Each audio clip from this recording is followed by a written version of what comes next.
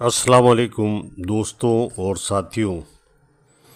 आज की वीडियो कराची की गलियों में आवाज़ लगाने वाले उन फेरी वालों से मुताल्लिक़ है से आज जिनमें से आजकल अब भी कुछ मौजूद हैं और बहुत से ऐसे हैं कि अब ये बहुत कम ही आपको गलियों में आवाज़ें लगाते नज़र आते हैं।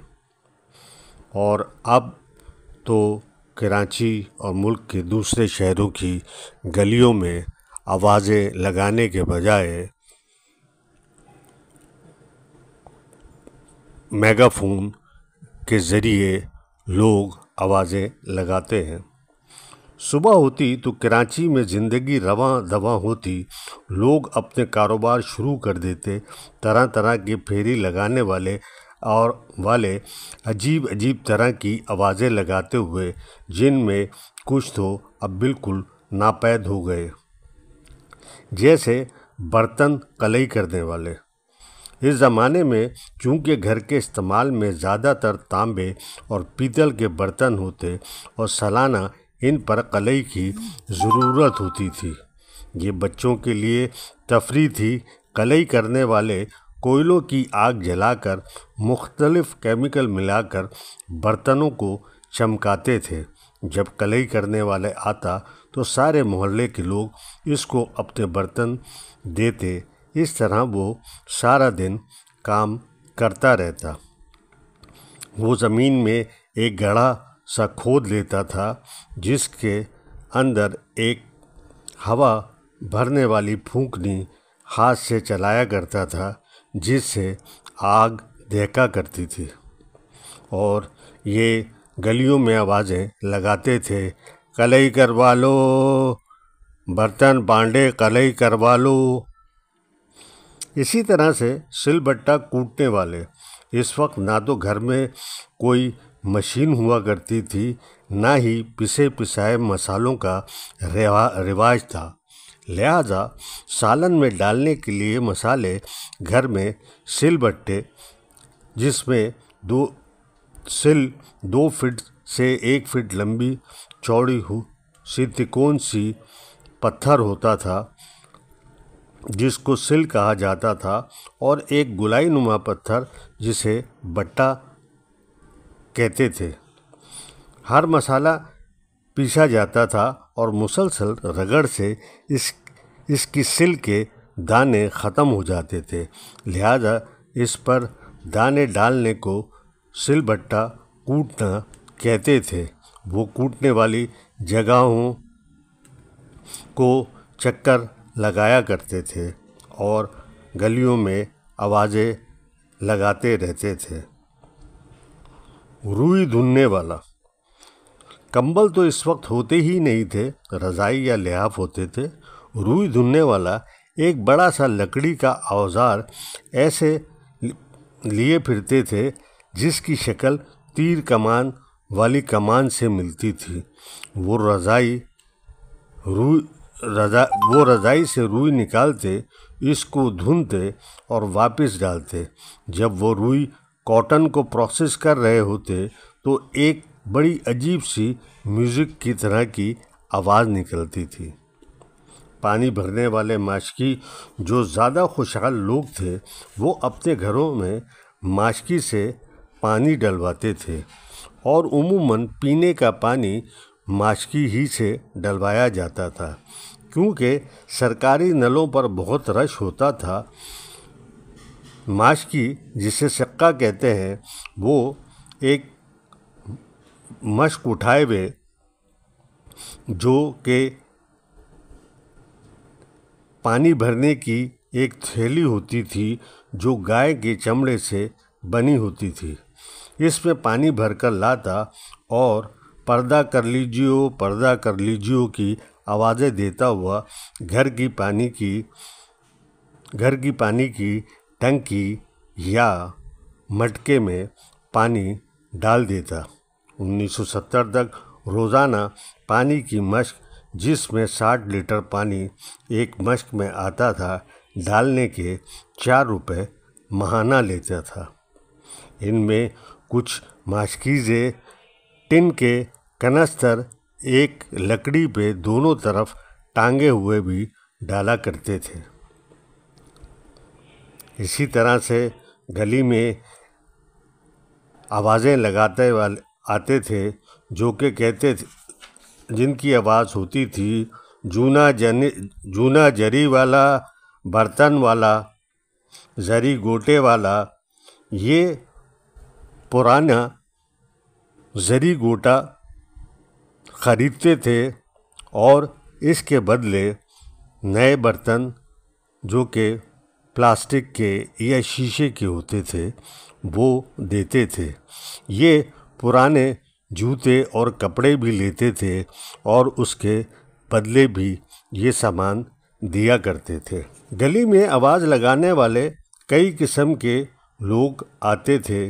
इसी तरीके से अखबारात और मैगज़ीन और पेपर और ख़ाली बोतलें लेने वाले फेरी लगाया करते थे, जिनकी गली में आवाज़ें गूंजती थी। बाटली पेपर वाला, टीन डब्बे वाला। अब तो शाज़ो नादिरी नज़र आता है। पहले गलियों में छुरी चाकू तेज़ करने वाले भी होते थे, जो आवाज़ लगाते फिरते थे, छुरी चाकू तेज़ करवा लो। और ये एक साइकिल के ऊपर ही अपना सारा सामान रखते कर बेचते भी थे, जिनमें नए छुरी चाकू और कैंची वगैरह भी होते थे। इसके अलावा कुछ गली में ऐसे फेरी वाले आते थे जो बच्चों के खाने पीने का सामान बेचते थे, जिसे बुढ़िया के बाल कहा जाता है या कॉटन कैंडी का कहते हैं। घंटी बजाता हुआ आता था, जो एक बड़ा सा शीशे का डब्बा होता था। इसके अलावा इसके पास एक मोटा सा लकड़ी का बांस होता था। इसमें च्युइंगम की तरह खींचने वाली स्वीट टॉफ़ी चिपकी होती थी। इससे मुख्तलिफ जानवरों की शक्लें बनाकर एक डंडी पे लगा के देता था, जैसे मुर्गी, कबूतर, साइकिल, बाजा और बड़ी घड़ी बनाकर देता था। बच्चों के लिए मुख्तलिफ तरह के काले, लाल, हरे चूरन बेचने वाले आते थे, बल्कि एक चूरन वाला जो कि उम्मूमन बंगाली होता था तो आग वाला मशहूर था। वो काले चूरन पर कुछ केमिकल डालता और इस पर आग का शोला निकलता था।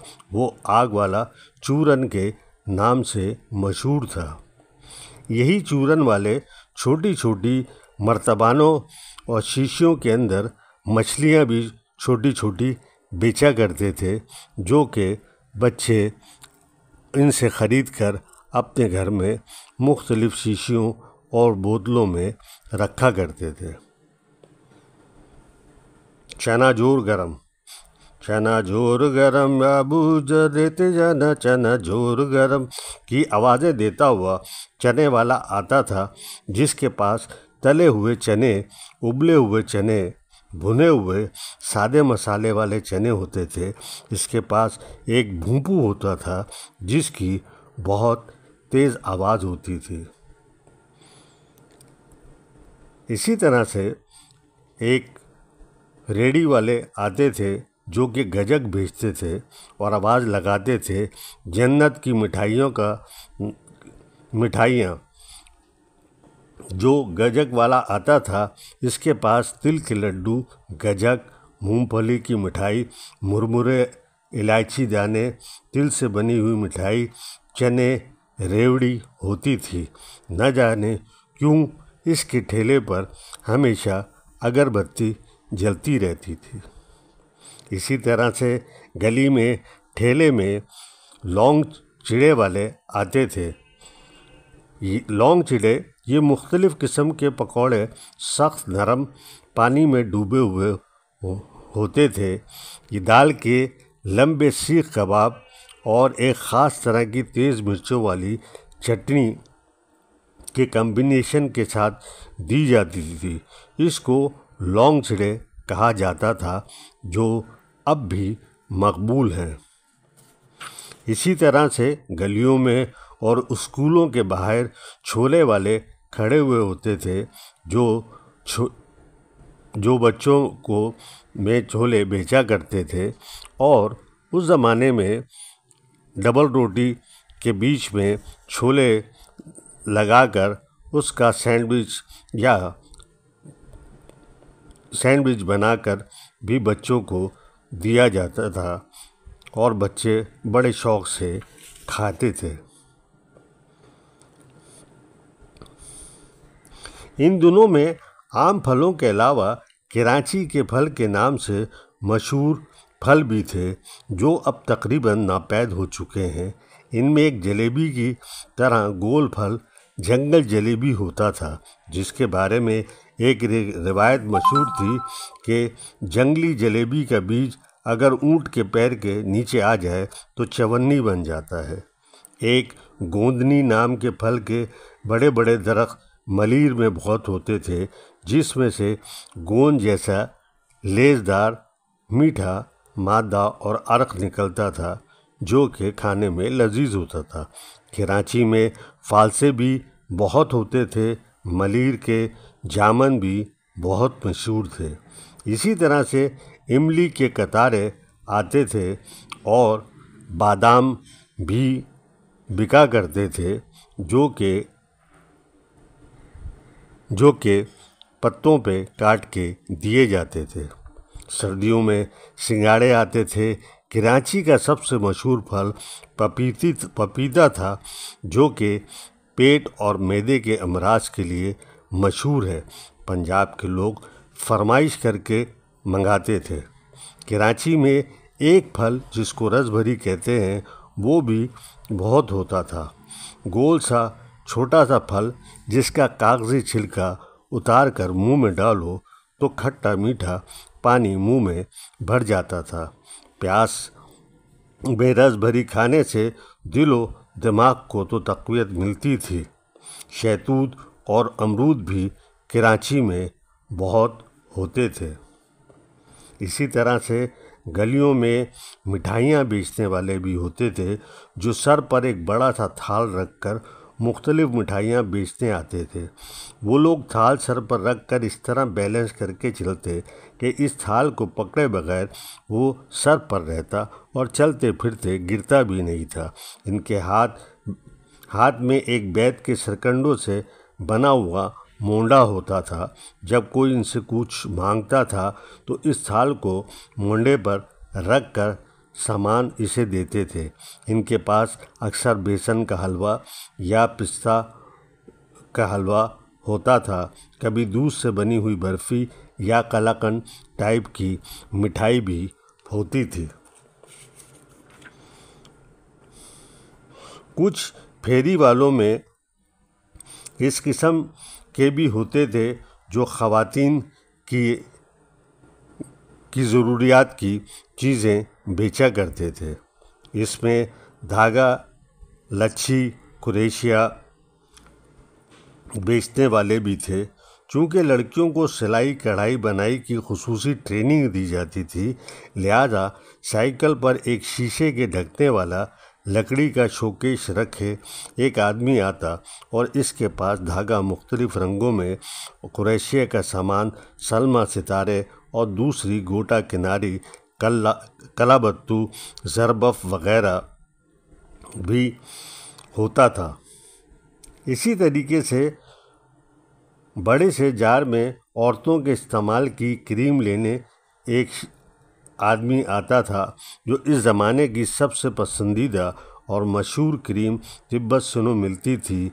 4 आने यानी 25 पैसे में वो बोतल भर कर देता था। एक और ख़ास किस्म की औरतें होती थी जिन्हें मनहारन कहा जाता था, जो औरतों की ज़रूरियात का सामान लेने के लिए होती थी। सर पर बड़ा सा गट्ठा रखे जिसको सर पर रख कर बड़ी महारत से बैलेंस रखते हुए चलती थी और वो कभी गिरता ही नहीं था। इन औरतों को मनहरन कहा जाता था। वो अपना गट्ठा लेकर घर के अंदर आती थी। रंग बिरंगी चूड़ियाँ तो इनके पास होती ही थी, इसके अलावा भी बहुत कुछ होता था। वो देहाती और मजबूत जिसामत की औरतें बड़ी खुश अखलाक, हंसने बोलने वाली होती थी और इनकी एक और बड़ी खूबी ये भी थी कि वो उधार कर लेती थी। इसी तरह से बाल काटने वाले मोबाइल हजाम गलियों में बाल कटवालों की आवाज़ें देते फिरते। ज़्यादातर तो इनसे बच्चों के बाल कटवाए जाते, मगर कभी कभार बुज़ुर्ग भी बाल कटवाते थे। टीन के एक छोटे से संदूक में वो अपना सामान रख लेते थे। इसी तरह से साइकिल पर कपड़ा बेचने वाले, मछली बेचने वाले, सब्जियां बेचने वाले और लस्सी बेचने वाले भी होते थे। और इसी तरह से गलियों में उपले बेचने वाले भी होते थे। देहाती लोग ऊंट पर गोबर से बना हुआ ईंधन लेकर आते थे जो जलाने के काम आता था और जो लकड़ी कोयलों के मुकाबले में काफ़ी सस्ता होता था। दोस्तों और साथियों, आइंदा भी हम इस मौजू पर मज़ीद वीडियो आपके लिए तश्कील देंगे ताकि आपको क़याम पाकिस्तान के बाद फेरी वालों के मुतालिक मालूम चले कि वो किस तरह से अपना कारोबार करते थे और किस किस किस्म की फेरियाँ छाबड़ियाँ लगाया करते थे। शुक्रिया।